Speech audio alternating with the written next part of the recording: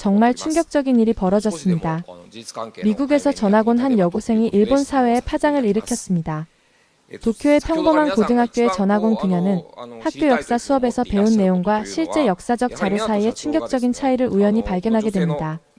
메이지 시대의 한 지도에서 드러난 독도의 실체는 일본 교과서와는 완전히 다른 모습을 보여주었고, 이 사실은 그녀가 지금까지 믿어왔던 역사의 왜곡을 깨닫게 했습니다.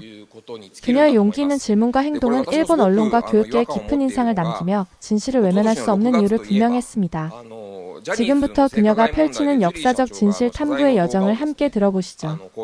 안녕하세요. 저는 미국에서 일본에 있는 고등학교로 전학 온 노바라고 해요.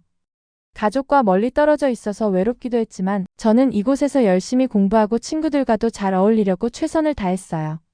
저의 모든 것을 바꿔놓은 그날을 아직도 생생하게 기억해요. 저는 학교 수업을 마치고 작고 아늑한 제 방에서 시간을 보내고 있었어요. 그러다 우연히 한국에 관한 다큐멘터리가 TV에 나오는 걸 보게 되었어요. 친구들이 한국은 흥미로운 역사를 가지고 있다고 말한 적은 있었지만 저는 그에 대해 많이 알지 못했어요. 호기심이 생긴 저는 영상을 시청해보기로 마음먹었어요. 영상이 시작되자 고대 지도, 옛 문서, 그리고 아름다운 풍경의 다채로운 이미지들이 화면을 가득 채웠어요. 그리고 내레이터는 차분하고 분명한 목소리로 독도라는 섬에 대해 설명해 주었어요. 옛 지도들에 따르면 독도는 오랜 세월 동안 한국의 영토로 인정받아왔다고 했어요. 처음에는 저는 정말 깜짝 놀랐어요. 제가 배우는 일본 교과서에서는 항상 독도의 진짜 이름은 다케시마이고 일본의 영토이며 현재는 한국이 불법 점거 중이라고 말하고 있었거든요. 수업에서 배운 것과 이렇게나 다른 저희의 지도들은 무엇일까? 무엇이 진실일까? 라는 생각을 감출 수 없었어요. 저는 혼란스러우면서도 동시에 흥분되었어요.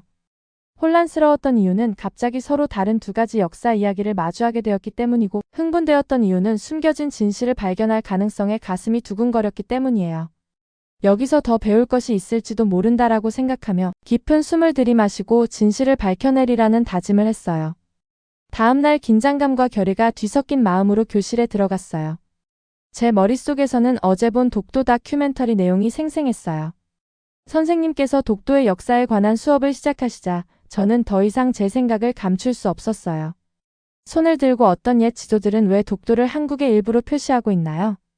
어떤 이야기가 진실인지 어떻게 알 수 있을까요? 라고 질문했어요. 제 질문은 고요한 교실 안에 메아리처럼 울려 퍼졌고, 주위를 둘러보니 반 친구들이 놀란 표정을 짓고 있었어요.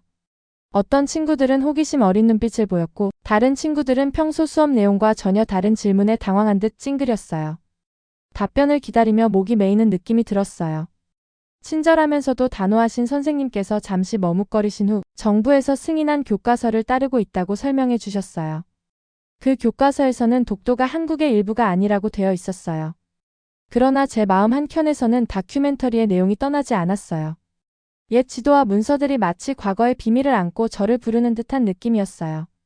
가슴이 두근거리며 저는 마치 위대한 발견의 문턱에 서 있는 듯한 기분이 들었어요. 수업이 끝난 후 질문들로 가득 찬 마음을 안고 학교 복도를 천천히 걸었어요. 혹시 지금까지 들은 것보다 이 역사에 더 많은 것이 숨겨져 있지 않을까? 스스로에게 물으며 다큐멘터리의 선명한 이미지들과 옛 지도들을 떠올렸어요. 독도에 관한 진실을 이해하는 데 도움이 될 더 많은 증거와 단서들을 찾아야 한다는 확신이 들었어요. 그날 저녁 집에서 저는 공책과 펜을 들고 책상에 앉아 다큐멘터리를 다시 보면서 모든 세부 사항들을 적기 시작했어요. 지도들의 색깔, 내레이터의 말씀, 언급된 문서들의 이름까지 빠짐없이 기록했어요. 마치 이야기들이 가득 담긴 숨겨진 방의 문을 열고 있는 듯한 기분이 들었어요. 저는 독도의 전체 이야기를 이해할 때까지 멈추지 않겠다고 스스로 약속했어요. 이 발견을 반 친구들, 선생님들, 그리고 학교 밖의 사람들과도 나누고 싶었어요. 깊은 목적의식을 가지고 저는 공책을 덮고 깊이 숨을 들이쉬며 앞으로 펼쳐질 긴 모험을 준비했어요. 교실에서 독도에 대한 질문을 던진 다음 날 아침, 무거운 마음으로 학교로 향했어요. 설렘과 긴장감이 뒤섞인 채로 학교에 들어서면서 오늘 하루가 어떨지 궁금했어요. 제 질문이 반 친구들에게 파장을 일으킨 것을 알고 있었고, 그들의 말없는 시선이 무겁게 느껴졌어요. 진실을 찾겠다는 마음은 단단했지만 동시에 혼자인 느낌도 지울 수 없었어요. 쉬는 시간 동안 저는 학교 정원 옆에 조용한 벤치에 앉았어요. 그때 친한 친구 마리코가 다가왔어요. 마리코는 온화하고 사려 깊은 친구라 다른 사람들은 귀 기울이지 않는 얘기도 꼭 들어줄 것 같았어요. 제필아, 오늘 수업 때 내 질문에 대해 모두가 속삭이는 걸 봤어. 괜찮니? 라고 마리코가 부드럽게 물었어요. 나는 괜찮아. 하지만 뭔가 더 알고 싶어 하는 건 나 혼자인 것 같아. 모두가 그냥 받아들이라는 이야기에 쟁점이 있다면 확인해야 하는데 그걸 두려워하는 것 같아 라고 답했어요. 마리코는 걱정 어린 눈빛으로 고개를 끄덕이며 아마도 익숙한 이야기에 도전하는 게 두려워서 그럴지도 몰라 라고 말해 주었어요. 덕분에 저는 외로움을 덜 느낄 수 있었어요. 점심시간 이후 저는 학교에서 가장 좋아하는 장소인 도서관으로 갔어요. 도서관은 조용했고 줄지어 놓인 책들과 높은 창문을 통해 부드럽게 들어오는 빛이 참 좋았어요. 저는 테이블에 앉아 공책을 펴고 수업 시간에 화제가 되었던 질문, 왜 옛 지도들은 독도를 한국의 일부로 보여주나요? 를 적기 시작했어요. 진실을 찾으려면 도서관에서부터 연구를 시작해야겠다고 마음먹었거든요. 독도의 역사와 지도에 관한 책과 언론 기사를 찾아보고 세계의 고지도들도 찾아보았어요. 하지만 학교의 모든 사람들이 저를 지지해 주진 않았어요. 왜 이런 일에 시간을 낭비하냐고 하는 친구도 있었고, 교과서의 가르침을 그대로 받아들여야지 왜 교과서를 믿지 않냐며 핀잔하는 선생님도 계셨어요. 그러나 저는 바꾸려는 것이 아니라 온전한 진실 그 자체를 알고 싶을 뿐이었어요. 저는 분노와 슬픔이 뒤섞인 기분을 느꼈어요. 제 질문은 마치 잔잔한 연못에 던진 작은 돌멩이처럼 수면을 어지럽히는 파문을 일으킨 것만 같았어요. 저는 진실에 대한 열망과 기존의 틀에 순응해야 한다는 압력 사이에서 갈팡질팡하는 기분을 떨칠 수가 없었어요. 수업 시간에는 선생님의 목소리가 멀게 느껴졌고 저는 수업에 집중하려 애쓰면서도 머릿속에는 다케시마가 아닌 한국의 독도로 표기된 옛 지도들의 숨겨진 진실들이 계속 떠올랐어요. 학교가 끝난 후 집으로 돌아가는 내내 머릿속은 생각과 질문들로 가득 찼어요. 집에 도착하자마자 책상 앞에 앉아 친구들의 의심 뒤에 숨은 이유들에 대해 곰곰이 생각해 보았어요. 그들은 진실을 중요하게 여기지 않는 게 아니라 오랜 믿음에 도전하는 것을 두려워한다는 것을 깨달았어요. 반복해서 같은 이야기를 들으며 자란 사람들에게는 그 이야기에 의문을 제기하는 것이 마치 지금까지 믿어온 약속을 깨는 것처럼 느껴졌을 거예요. 그러나 저는 역사는 믿음으로 만들어가는 것이 아니라 진실을 통해 봐야 한다고 생각했어요. 그래서 독도의 역사에 관한 진실을 한층 더 깊이 파고들어야겠다고 다짐했어요. 그래서 옛 지도들을 더 많이 접해보고 많은 정보를 얻기 위해 도움을 주실 분을 찾아야겠다고 마음먹었어요. 다음 아침 저는 일찍 일어나 공공도서관으로 향했어요. 그 건물은 크고 자체로도 역사가 느껴질 정도로 웅장했어요.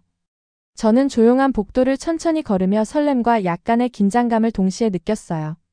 현지 학생들 사이에서 옛 지도와 문서를 연구하는 전문가에 대한 소문을 들은 적이 있었어요. 바로 나카무라 선생님이셨어요.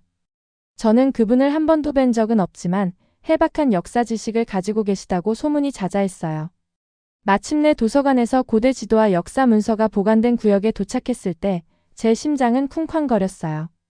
1시간 가까이 독도가 그려진 지도들을 살펴본 후 저는 용기를 내어 도서관 사석계 나카무라 선생님과 대화할 수 있는지 여쭤보기로 했어요. 사서님은 나카무라 선생님께서 종종 이 도서관을 방문하여 자료를 연구하신다고 말씀해 주셨어요. 잠시 후 단정한 재킷을 입은 한 남성이 지도에 집중하며 살펴보시는 모습이 보였어요. 은발의 다정한 눈빛이 지혜롭고 친근한 인상을 주었어요. 저는 바로 그분이 나카무라 선생님이심을 직감했어요. 용기를 내어 천천히 다가가 실례합니다. 나카무라 선생님이신가요? 라고 말하며 약간 떨리는 목소리로 인사드렸어요. 저는 독도에 대해 공부하고 있는데 일본의 주장과 달리 왜 어떤 지도들은 독도를 한국의 일부로 표기하는지 이해하고 싶어요. 이 부분을 좀 더 잘 이해할 수 있도록 도와주실 수 있으실까요? 라고 여쭤봤어요. 나카무라 선생님께서는 부드럽게 미소 지으며 도와주시겠다고 따뜻하게 답해 주셨어요. 나도 이와 관련된 지도와 문서를 연구하는데 오랜 시간을 보냈어요. 앉아서 이야기 나눠봅시다라고 말씀하셨어요. 저는 다큐멘터리와 제 개인 연구에서 메모해둔 내용을 선생님께 보여드렸어요. 나카무라 선생님께서는 그것들을 꼼꼼히 살펴보시고 고개를 끄덕이시며 과거에는 독도가 한국의 영토에 속했다는 기록이 많다고 말씀하셨어요. 그리고는 선생님의 가방 속에서 파일 하나를 꺼내 오래된 지도를 하나 보여주셨어요.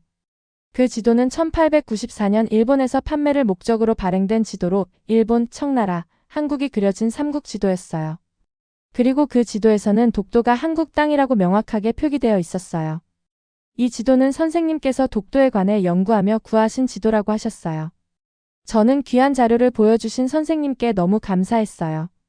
그때 선생님께서 말씀하시기를 이 지도들은 마치 과거로부터 온 편지와 같아요. 사람들이 무엇을 믿었고 세상을 어떻게 보았는지를 알려주죠. 여러 지도들에서 독도가 한국의 일부로 나타나는 이유는 당시 사람들이 주변을 그렇게 이해했기 때문이에요 라고 하셨어요. 그리고는 스스로 계속해서 질문하며 답을 찾아보라고 격려해 주셨어요. 선생님의 격려는 어둡던 복도를 밝히는 따스한 빛처럼 제 마음을 위로해 주었어요. 그 후 나카무라 선생님께서는 제가 온라인으로 접근할 수 있는 디지털 아카이브 몇 가지를 공유해 주셨어요. 미국 의회 도서관을 포함한 여러 도서관이 옛 지도와 문서의 디지털 컬렉션을 보유하고 있다는 사실을 설명해 주셨어요. 다양한 문화가 그들만의 방식으로 역사를 기록한 모습을 살펴볼 수 있으니 참고하라고 하셨어요. 저는 디지털 컬렉션을 추가로 탐색하며 이곳의 지도들과 비교해 보겠다고 다짐했어요. 헤어지기 전에 나카무라 선생님께서는 작은 종이 한 장을 접어서 저에게 건네주셨어요. 그 지도는 선생님께서 연구 중에 사용하셨던 지도였고 독도에 관한 메모와 관찰 내용이 표시되어 있었어요. 이것을 잘 보관하세요 라고 다정하게 말씀하시며 지도를 계속 배우고자 하는 당신의 열정을 불러일으키길 바랄게요 라고 하셨어요. 저는 진심으로 감사의 인사를 드리고 그 지도를 꽉 쥔 채 도서관을 나섰어요. 그날 저녁 선물 받은 지도를 펼쳐놓고 책상에 다시 앉은 저는 새로운 목표의식을 느꼈어요. 지도는 오래되고 섬세했지만 강력한 메시지를 담고 있었어요. 오래된 지도의 옅은 색조가 독도를 분명히 한국의 일부로 보여주고 있었어요. 저는 지도에 표시된 독도의 경계를 손가락으로 따라가며 독도의 진실을 꼭 밝혀내겠다고 다짐했어요. 그래서 저는 나카무라 선생님께서 알려주신 대로 인터넷을 이용해 미국 의회 도서관에서 디지털화된 여러 고지도와 문헌들을 살펴보았어요. 저는 깜짝 놀랄 수밖에 없었어요. 일본에서 교육받았던 내용과는 전혀 다른 수많은 자료들을 접했거든요. 512년 이사부가 울릉도 주변의 작은 섬으로 이루어진 소국인 우상국을 점령하여 신라로 편입했다는 기록부터 시작하여 1900년 10월 25일 고종이 칙령을 발표하여 전 세계의 독도가 한국 땅임을 공식화한 기록까지 모든 자료는 독도가 한국 땅임을 증명하고 있었어요. 조선시대의 고지도와 기록들이 일관되게 독도를 자연스러운 한국의 영토로 언급한 것이죠. 더욱 놀라운 점은 1693년 조선의 어부 안영복이 일본으로부터 독도가 조선 땅임을 확인하는 공식 외교문서를 받아냈다는 기록과 이에 따라 1696년 2월 28일 일본 막부 통치자가 독도는 조선 서민이 심한해연 어부들은 들어가지 말라고 금지령을 내린 자료도 있었어요. 게다가 1877년 메이지 유신 당시 최고의 권력기관인 태정관이 독도는 일본과 관계가 없다라는 지령을 내린 사실도 알게 되었죠. 즉 일본 중앙정부에서 독도는 일본 땅이 아닌 한국 땅이라고 인정한 것과 다름이 없었어요. 현재 일본의 주장과는 너무나 상반된 내용이었어요. 독도가 한국의 영토를 증명할 자료는 문헌뿐 아니라 지도에서도 명확하게 드러났어요. 1531년 신증동국여지 승남, 1861년 김정호가 만든 대동여지도에도 독도는 한국 땅으로 기록되어 있었어요. 심지어 1895년 일본군이 그린 군사용 정밀지도인 일청한 군용정도에는 독도가 한국의 국경선 안에 그려져 있었죠. 이는 일본군이 독도를 한국 땅으로 인식하고 있었던 것을 증명할 아주 결정적인 자료였어요. 그리고 18세기 일본 고지도 하야시의 삼국 통남 도설 다자이, 순회 개정 등 일본에서 제작된 옛 문헌들에서는 독도를 일본 영토로 명시하지 않았다는 사실도 발견했어요. 동시대의 선교자들과 중국인이 그린 황여전람도의 조선전도에도 울릉도와 독도가 조선의 땅으로 그려져 있었어요. 한국과 일본에서 그려진 지도만이 아닌 서양의 지도들에서도 독도가 한국에 속한다고 말하고 있었어요.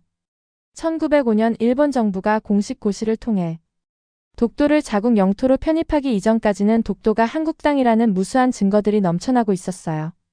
저는 온몸에 전율이 느껴졌어요. 꽁꽁 숨겨져 있던 독도의 진실을 마주한 느낌이었거든요. 저는 일본 정부와 학교에서 주입한 정설이 단편적인 시각에 불과하다는 것을 깨달았어요. 저는 제가 배운 것을 다른 사람들에게 꼭 알려야겠다는 강한 책임감을 느꼈어요. 비록 제가 일본인도 한국인도 아닌 외국인이지만 그럼에도 불구하고 진실은 밝혀져야 한다고 생각했어요. 과거의 명백한 증거들이 남아있음에도 정부 차원에서 잘못된 역사관을 심어주고 영유권 분쟁을 이어나가는 것은 잘못된 일이라는 판단이 들었거든요. 저는 곧바로 공정하고 균형 잡힌 보도로 유명한 지역 신문에 보낼 이메일을 쓰기 시작했어요. 도서관, 디지털 자료 보관소, 그리고 박물관을 방문해서 수집한 모든 증거들을 첨부 자료로 보냈어요. 많은 옛 지도와 역사 문서들이 독도를 한국의 일부로 보여준다는 점을 신중하게 설명했어요.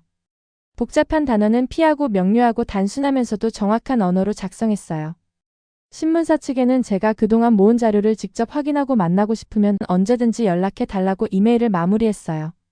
이후 며칠 동안 답장을 기다리는 시간이 길게 느껴졌어요. 마침내 어느 화창한 오후 저는 답장을 받았어요. 신문사의 유명한 기자인 타나카 기자님께서 보내신 것이었어요. 기자님은 제 철저한 연구에 대해 칭찬해 주시며 인터뷰를 제안하셨어요. 제 심장은 뛰기 시작했고 저는 기쁜 마음과 긴장이 섞인 채 인터뷰 제안을 수락했어요. 제 발견을 많은 사람들과 나눌 수 있다는 생각에 저도 모르게 들떠 있었어요. 인터뷰 당일 저는 신문사로 향했어요. 사무실은 대화 소리와 키보드 소리가 어우러진 분주한 분위기로 가득했어요.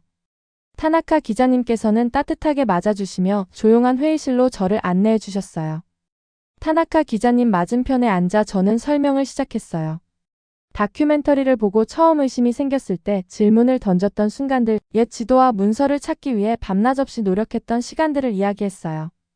그리고 박물관에서 직접 옛 항해 도구와 문서를 보며 느꼈던 감동도 함께 전했어요.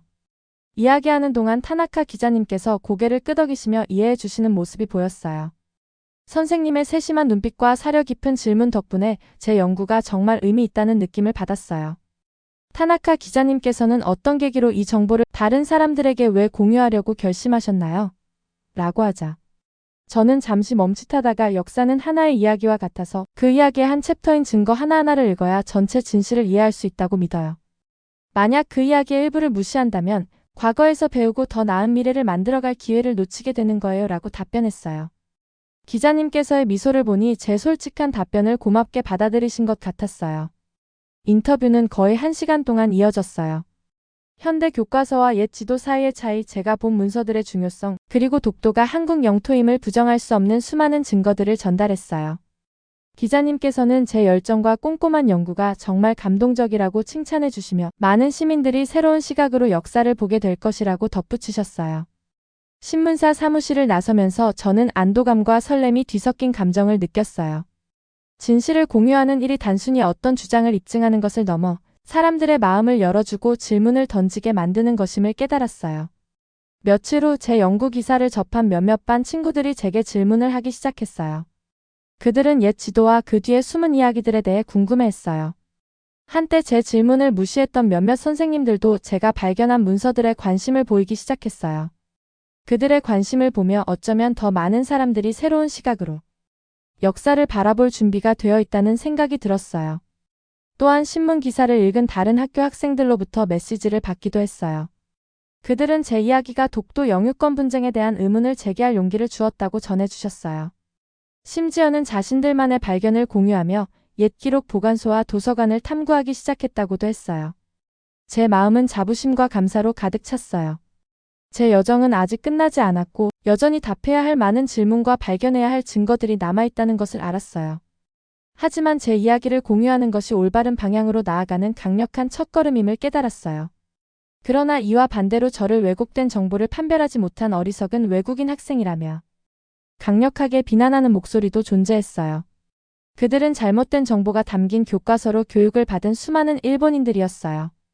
그들은 지금까지 자신들이 배워오고 믿어온 것들이 외국인 학생인 저에게 공격당하자 강한 비난을 이어갔어요. 저는 일본 사회에 만연해 있는 한국에 대한 편견과 독도에 대한 잘못된 인식이 얼마나 깊은지 알게 되었어요. 그들에게 독도는 단순히 과거의 진실 확인을 위함이 아닌 국가적, 경제적, 군사적으로 가치 있는 땅일 뿐이었어요. 독도를 본국의 영토로 편입하여 영해와 영공을 확장하고 잠재적 해양 자원을 확보하기 위함이었던 것이죠. 그러나 저는 진실은 밝혀져야 한다고 생각해요. 국가의 이익을 위해 진실을 덮을 수는 없으니까요. 저는 쉽지 않겠지만 이 싸움을 멈추지 않기로 다짐했어요. 그날 밤 저는 지금까지의 여정을 생각하며 책상 위에 미국 의회 도서관의 옛 지도와 하야시의 삼국 통남도술의 손글씨 메모를 나란히 놓았어요. 두 자료는 서로 다른 시대에 그려졌지만 내용은 완벽하게 일치했어요. 독도라는 섬이 같은 위치에 표시되어 있었고 섬의 특징에 대한 설명도 거의 동일했어요. 여러 사람이 만든 기록이지만 모두가 동일한 진실을 공유하고 있다는 것을 알 수 있었어요. 바로 독도는 한국에 속한다는 진실이었어요. 여러 학술 기사와 학문적 자료에서도 현대의 국경이 정해지기 훨씬 이전부터 독도를 한국 영토로 인정했다는 점을 알 수 있었어요. 저는 그 자료들을 하나하나 다시 살펴보면서 진실은 숨겨지거나 침묵할 수 있는 것이 아니라 반드시 나누어져야 한다는 것을 깨달았어요. 역사는 단순한 의견이나 믿음이 아니라 시간이 지나도 변치 않는 사실들임을. 저는 앞으로도 어떤 어려움이 닥치더라도 계속 나아가겠다고 스스로 다짐했어요. 진실은 언제나 존재하며 그것을 밝혀내기 위해 저는 기꺼이 도전할 준비가 되어 있었어요. 오늘의 사연은 여기까지입니다. 사연이 즐거우셨다면 구독과 좋아요, 알림 설정 부탁드려요. 여러분의 버튼 하나로 영상 제작에 큰 힘이 됩니다. 다음에 더 큰 감동적인 사연으로 찾아뵙겠습니다.